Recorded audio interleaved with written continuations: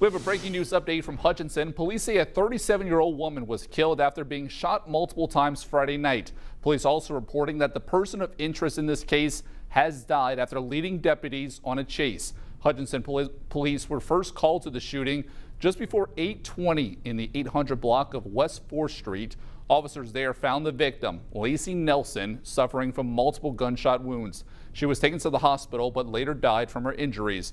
Now, during the investigation, 49-year-old Curtis Richardson was identified as a person of interest, so a statewide BOLO alert was put out for him. This morning around 7 a.m., the Pratt County Sheriff's Office was called to the Preston area for a robbery.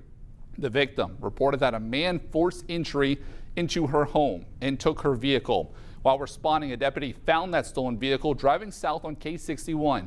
Richardson was the driver. The deputy attempted to make a traffic stop. However, Richardson refused and a pursuit began. During that pursuit is when the vehicle left the road and got stuck in a field. Some less lethal tactics were deployed after deputies say Richardson refused to get out of that stolen vehicle.